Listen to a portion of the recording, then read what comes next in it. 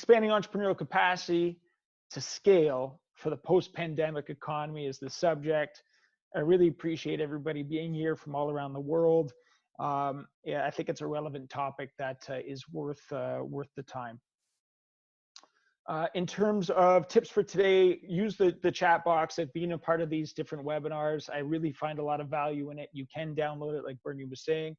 I highly recommend you connecting with me via LinkedIn, email. I'll provide all that information later.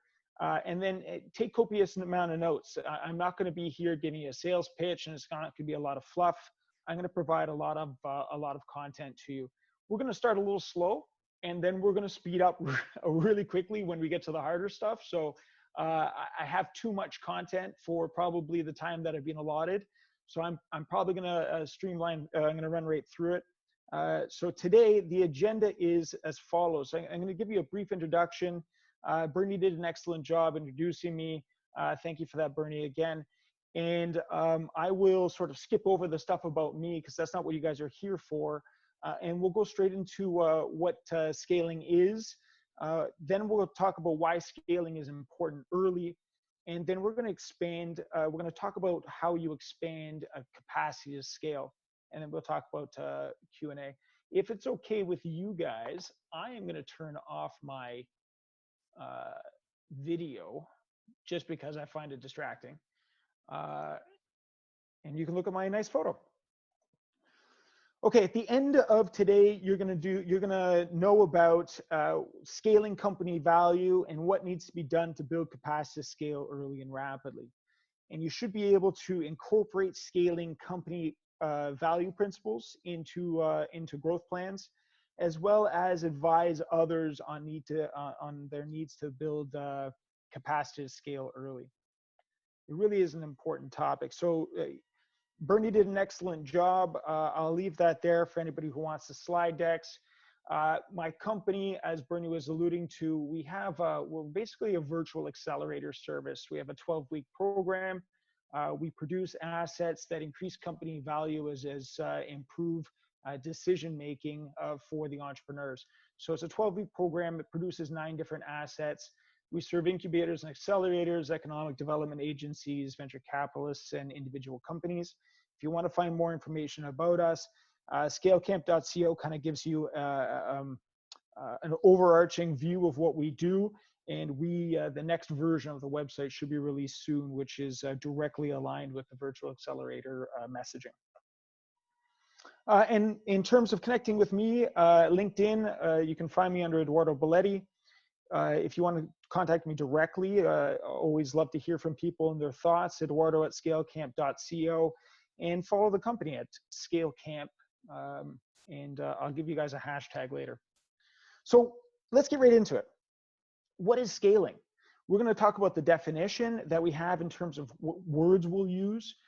We're going to look at real world evidence of what scaling is, and then I'm going to reveal what my view of scaling is.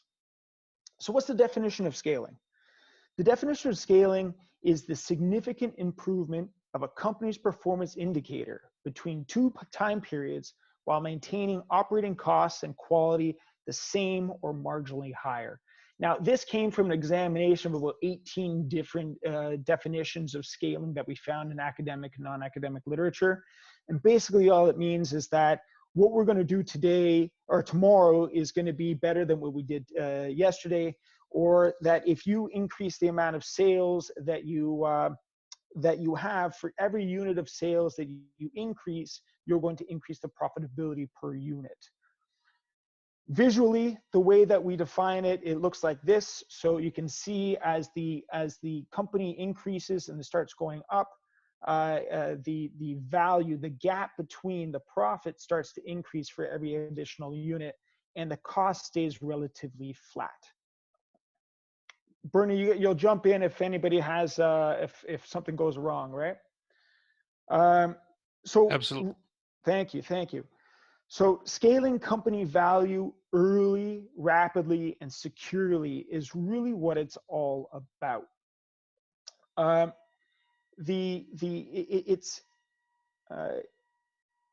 Well, let's talk about this first. That Real world evidence of scaling is about this. It has two components. It has the fact that you're increasing company value and rapidly. I'm going to leave the early for later, and I'm going to leave the securely pretty much entirely. There's a few things I'm going to talk about, but it's all about increasing or scaling the company value early, rapidly, and securely. In the real world, we actually were like, okay, how do we find companies that have done this? What are we going to use as our metrics to be able to say you have done it or you haven't done it? So we went out into the world, and I'll tell you about who we did it. We have excellent partners that volunteer, or get paid. They were from the TIM program and from the Global Source Project. We'll talk about that later. But what we decided on was that companies that have gone from $0 to worth $1 billion, more than $1 billion US, and have done it rapidly, meaning that they've done it in less than 10 years. Those are the ones that qualify for our list. And so this is quite the feat. Imagine going from worth nothing to worth over $1 billion that quickly. The story gets better though. When we went out and we looked around the world, we found 285 companies that have met our criteria. They were founded after December 31st, 2009, meaning January 1st, 2010 or later. They became worth over $1 billion US, not Canadian, US, and they remain privately held. We have another 25 companies that we've identified that have gone public, but these ones have all stayed privately owned. The database has 21, the companies, the 285 companies have originated from 21 countries, where US and China lead, and they account for almost 3/4 of the 285 companies in the database. We've organized that across 16 different industry categories, and I'm happy to note that 2020, the new list that we're going to release will actually include a Canadian company. And we never had a company that met this metric. All the big ones that you can name didn't qualify. So I'm really proud to hear that there's a 2-year-old company, 2.5-year-old company in the Waterloo area that just did it, and they're in the ed tech space. And it'd be nice to have the Canadians represented. A few fun facts about the data. On average, and this is the fun thing that I always like to ask people if they can make a guess, how long does it take a company to go from worth nothing to worth $1 billion US? And the answer is 4.7 years. That is incredible. Which is even more incredible is that we have 45 companies that are worth over $1 billion US, and they've done it in less than 2 years.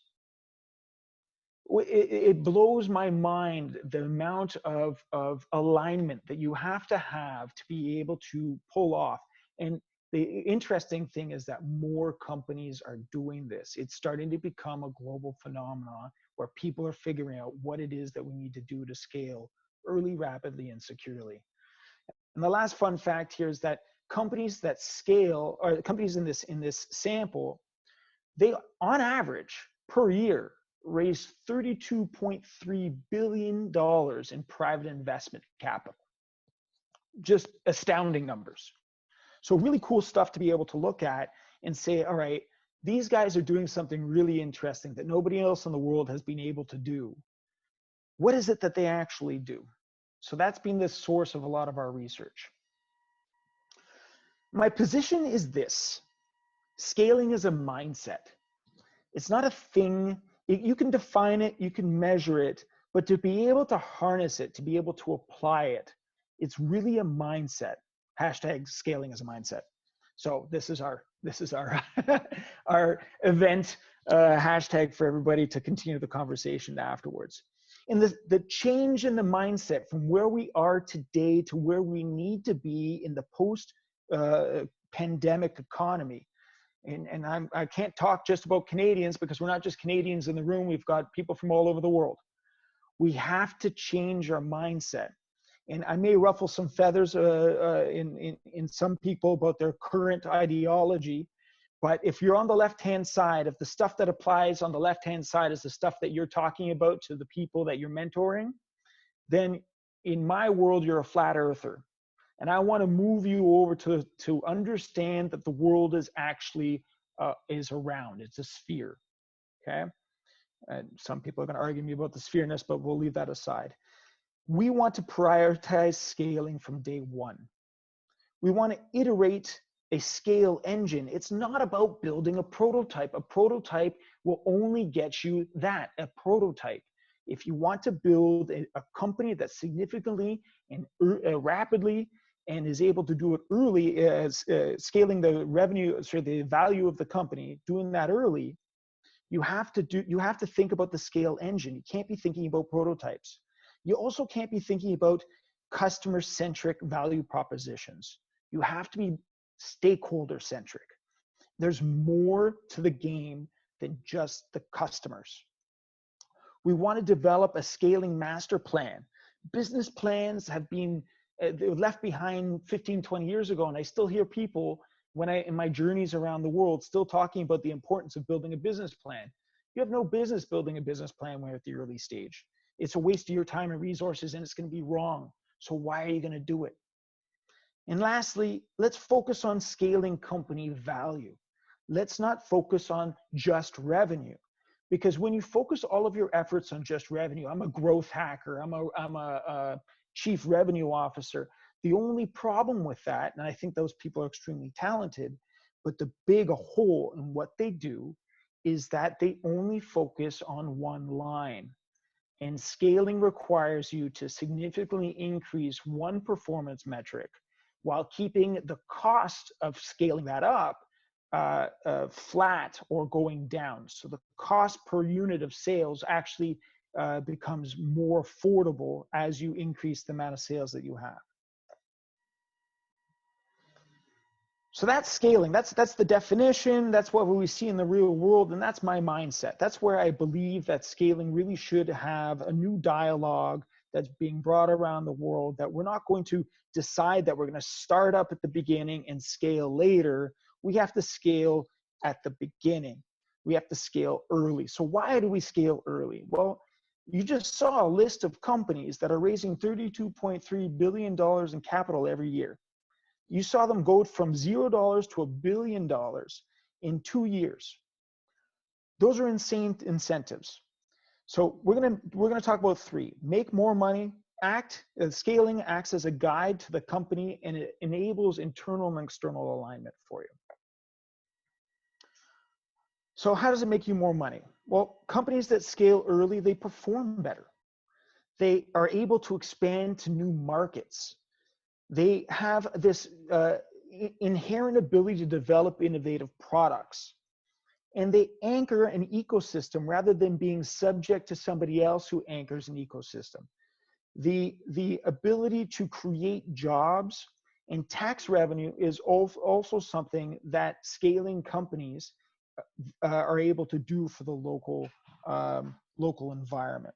So we have a lot of personal as well as stakeholder, as well as sort of our neighbors, benefits for everybody in scaling early. The money really is in the path.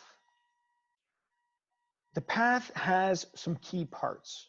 The path is about where we are today and how we create value.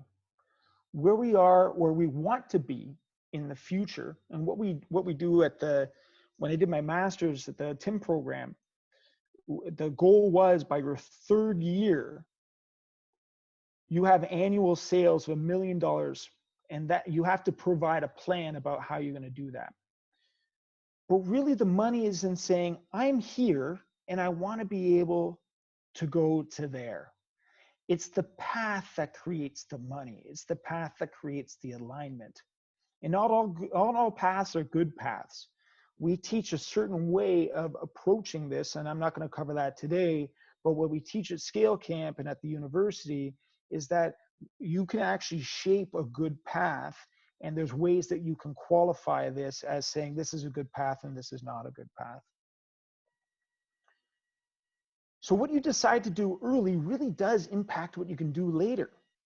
There's structural, organizational shapes that After founders leave, long after they leave, the researchers are able to detect the things, the culture, the organizational structure, the bottlenecks that are all in place from the founders from the beginning.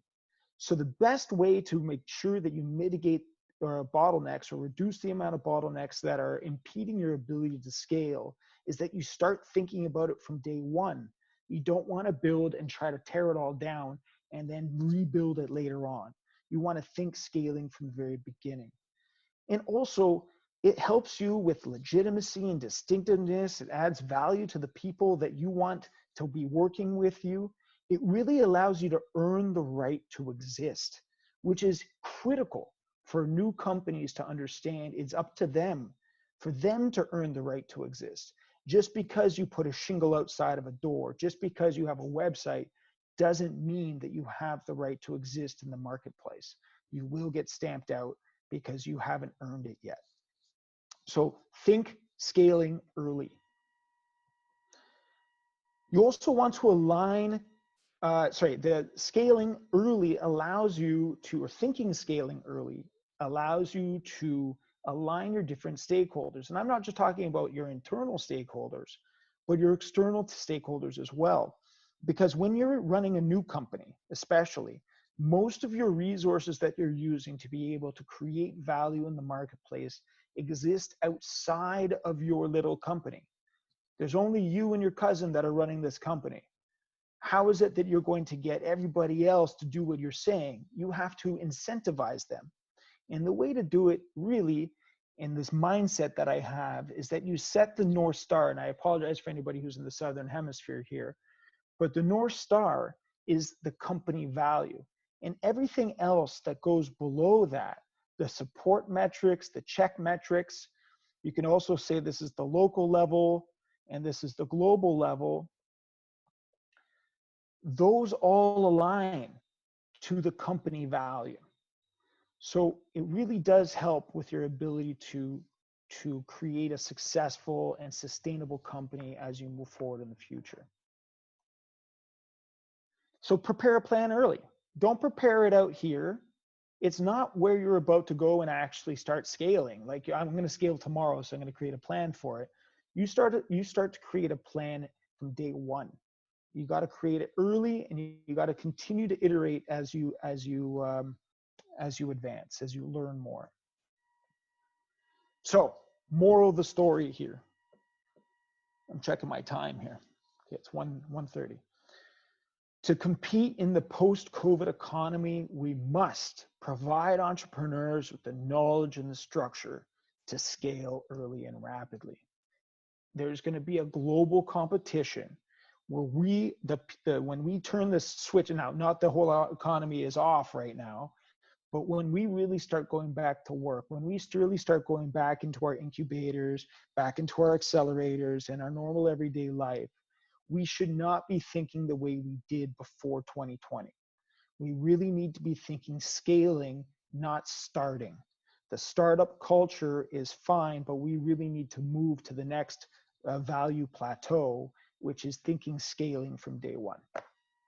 So what do we do? What do we do to expand capacity to scale? I've got 6 different things that I want to tell you about. Now, I'm conscious of the time here, Bernie, so just I can see you start waving at me if you want me to shut it down here. But I got 6 things that I want to tell you guys about. One is about what scaling company value, the top management team needs to make scaling company value the top priority. Number 2 is that you have to strengthen aligned stakeholder value propositions. Number 3 is you have to partner to scale. 4, hire talented individuals with experience scaling. And then implement processes to scale and digitize as much as you can. So I'm going to go a little bit of points for each one. Scaling depends on you having a good opportunity. Only good opportunities are what scales. And a good opportunity is anchored in addressing a problem or a need that is widespread, growing, important, urgent, and it manifests itself differently. So it looks one way in India, then it does differently in Nigeria, which is different than here in Canada. So you really got to make sure that your problem or the need that you're addressing meets these. Your benefits that you're creating are distinct. They're legitimately distinct, and they're highly valuable to others. So focus on what makes you distinct, what allows you to create that benefit for the people that you're trying to create benefit for, so that they have an irresistible, the value proposition towards them is irresistible.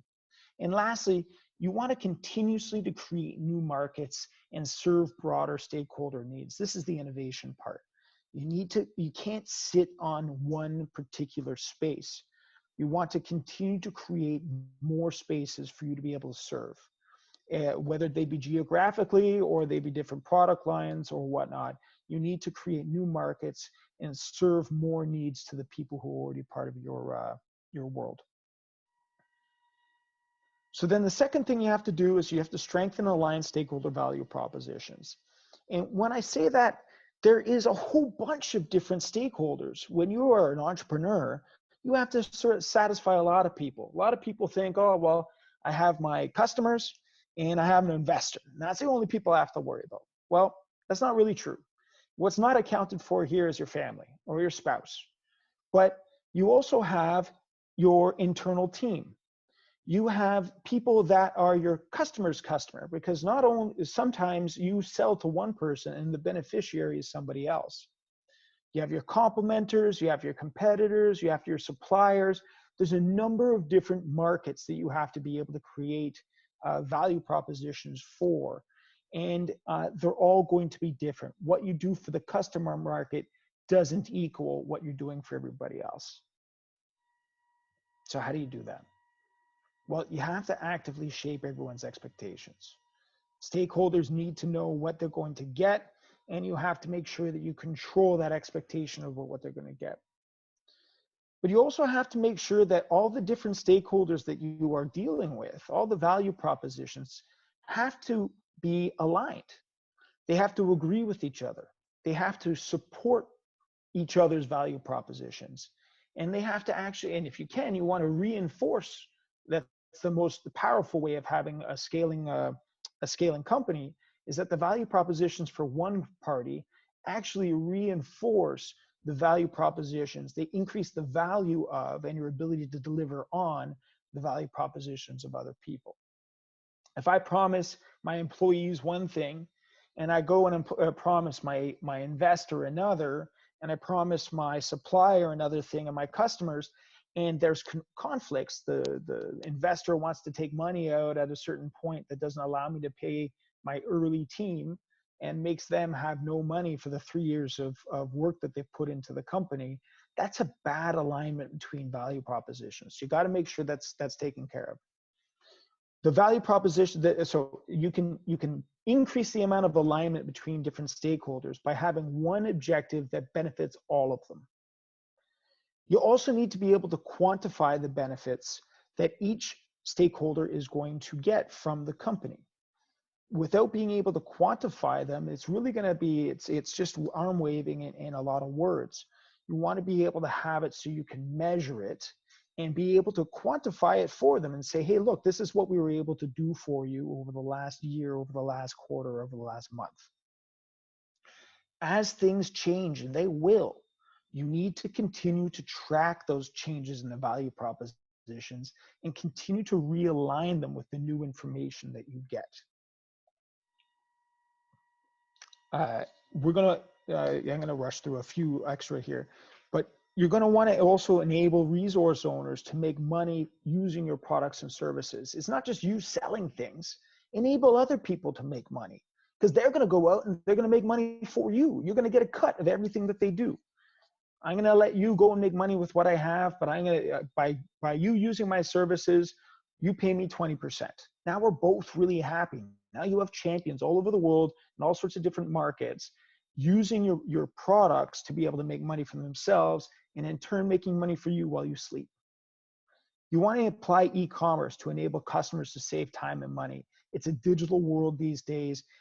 Everybody's trying to get online that hasn't been online, especially the small companies around the world. But you really need to apply e-commerce.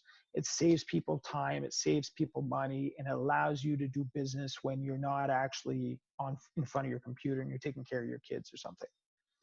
Each value proposition you have with a stakeholder has to address different needs. We're humans. We have personal needs, and we also have functional needs. Our role in our company, our role in our family unit, my personal aspirations in life, my pains that I have in my day-to-day. You have to address them in 4 different dimensions. There's functional, emotional, life-changing, and social impact.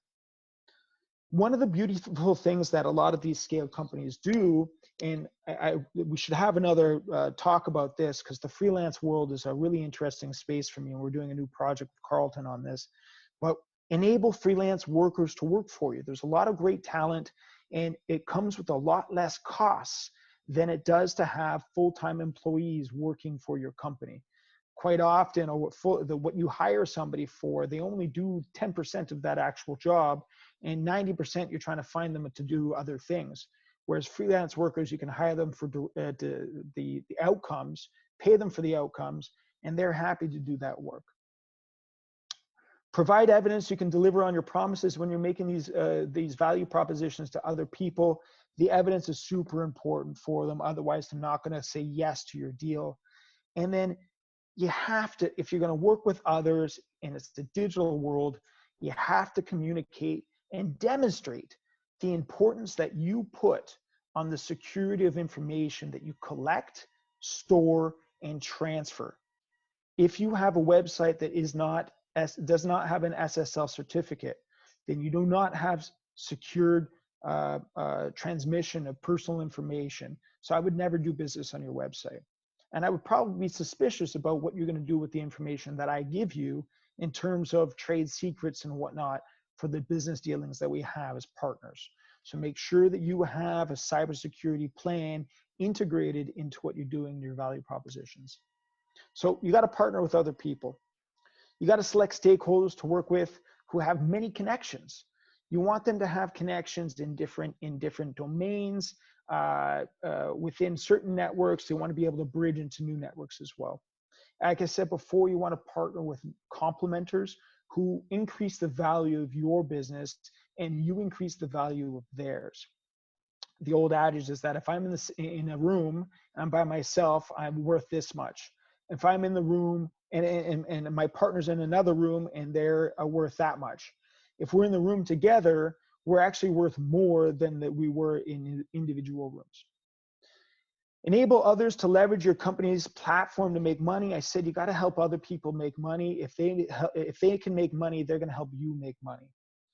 If you can find partners that expand your ability to make more offers or create new revenue sources or improve your capacity to accelerate scaling, such as the freelancers, those different groups, those different partners are really going to help you scale.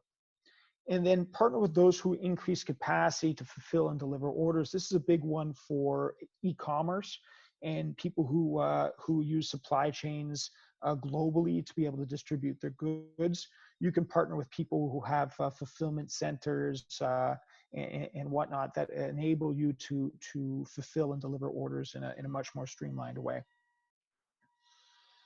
You gotta reduce communication's key. You gotta and coordination as well. Eliminate those communication coordination barriers by using technology, by putting processes in place, by having certain protocols and priorities that you value, saying that, look, this is how we're going to communicate. We're going to use these pieces of technology. I've got 4 projects going on right now. The guy said, look, we're not interested in doing emails anymore. We have to be using Slack and Trello. Otherwise, it's just, there's too many of us and the information is going to be spread out everywhere. We're going to get lost. So please set this up and reduce the amount of communication coordination barriers that are in place. You got to keep up with the cybersecurity, as I alluded to before. And one of the main things you got to do is be able to continuously train your team to improve the operations and the culture. Usually it's people that are the biggest cybersecurity threat to a company and to companies' partners. Usually access points are not the, access points usually aren't the goal for a hacker. So you got to continue to heighten your cybersecurity. There is a no trust or a zero trust methodology, a framework that people use these days that they're talking about the cybersecurity world. But really all they're saying is that you got to be able to continue to heighten it, continue to improve, and continue to identify the holes that could be in your infrastructure. And you know, people are where the new ideas, the innovation, and the management is all going to come from. So you have to work with talented people who have experience scaling to support the company's scaling master plan. Which leads me into hiring talented people. You want to find talented people who have experience scaling. You need to be able to have them with connections within disciplines and across disciplines. A diverse set of thinking preferences that really allow you to see the full breadth of a problem. And you want to have them have good reputations as well, and a good network. So if I say, hey, you know what, I got a guy for that, I know who to ask, I have an advisor, I'll bring him in.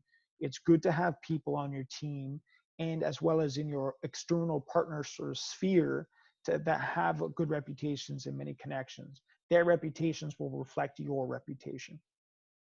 And then obviously you got to hire people inside your company that have the ability to be able to design and implement the scaling master plan. And again, I'm not going to get into that too deep, but that's what we do as a company. So implement the processes that scale. This is the second last one. I'm trying to rush it here, so I apologize if I'm not touching on everything as much as you maybe like. But you have to implement processes that enable you to scale. So one of the great things with the complementers or with other people who are going to be making money by using your products and services, you got to be able to make this easy for them to plug in. You got to make it easy on yourself, and you got to make it easy on them. So it's a really streamlined click, click, click kind of situation where you are allowing them to get into your products and services, and that creates value for you. Continuously use customer feedback to support the rapid iteration of your offers, as well as to enable co-creation. Customers will always tell you what's wrong and what they like. So put processes in place to be able to have a stream of acquiring that feedback, as well as a process on the other end that says, okay, how do we actually sort through this feedback and make adjustments to the way we operate to be able to increase the amount of value that we create for the market. In terms of cybersecurity, again, I'm going to touch on this throughout. You have to improve the cybersecurity within the offers that you have, the channels that you use to communicate with your customers and the partners, and the cybersecurity behind the resources that you have, whether it is you know, core to your company or it's core to somebody else's company. You have to protect everybody. And then establish processes to improve the communication of benefits and differentiate. So everybody has to have a compelling, irresistible way of communicating your benefits and how they're different behind the offers that you have, how your products and services can be tailored to the company's needs. It's not just like, take this hamburger, you can only have this hamburger the way it is, but or this some people are vegetarian here, I realized, but you have to have this food the way it is. Well, you can tailor a little bit. These are the dimensions, and this is why tailoring it actually adds value to you. And then the third point on this is, in the way you communicate your benefits and the differentiation of them, is that you have to your offers have to contribute to customers achieving their organizational and personal goals, as I alluded to before in those 4 dimensions. To finally, and to wrap things up, you have to digitize. And this is the part that a lot of people have been digging their heels in the decade before this, and now they're really feeling the crunch as we're going through this really tough time around the world. As a company grows, they develop their own platform. At the beginning, you want to leverage the platforms that exist so that you don't incur the cost. Everyone, the young people that I talk to, they say, oh, we're going to build a platform. And they don't realize that that costs $250,000 or $500,000 to build. So leverage what exists. But once you do have a platform, make sure it's simple to use. Make sure that it attracts a very large market. You're not just addressing a small niche is nice to get into, but you don't want to have a small niche that is going to be your only thing that you do. And then you want to be able to enable the company to control the quality of the offers traded on that platform. So if you don't have control of the quality, then you don't own the ecosystem. Use platforms and software that can cost effectively enable your company to scale early and rapidly without losing control, like I said. But you also, not just of your operations, but your marketing and your development programs. So information, your ability to learn about your customers helps the marketers. The information about from the customers and your partners helps with your development of new programs and improvement of your internal operations. You want to be able to sell online using a variety of online and offline promotional channels. The whole idea behind this is that you want to sell online as your primary source of sales and use the online and offline channels to be able to promote the online stuff. The world is going to be moving from I have a brick and mortar store and I advertise online to I sell online and I use brick and mortar to advertise my online space. That is a fundamental shift that we are moving in right now that's been happening over the last number of years. You want to configure those, so the online and offline channels that you have, you want to make sure that they are complementing each other. So they're not working in separate streams and you're half your time's working on this and half your time's, you're too spread out. You want to make sure that everything that you build complements each other. The digital marketers love this stuff because they link one platform to another, to another, to another, and drive people to a sale. And then finally, is that we provide platforms. You want to provide platforms that are client-centric and highly customizable. So the people who are actually using the platforms, if they're designed for them, the platforms aren't designed for the programmers that design the platforms. They're designed for the use case of the people who are actually going to benefit from using the platforms. And then you want to make sure that they're customizable. For instance, like a dashboard that nobody else sees. Your Netflix is an excellent example of this, where your Netflix account will have a dashboard that is unique to your personal needs. It's client-centric and it's highly customizable. I'm going to wrap it up there. I want to give a real special thanks to all the teams that and the years of work that have been put into actually coming up with the content that you have here. This isn't just my opinion. This is from work that has been done to develop new special tools using machine learning.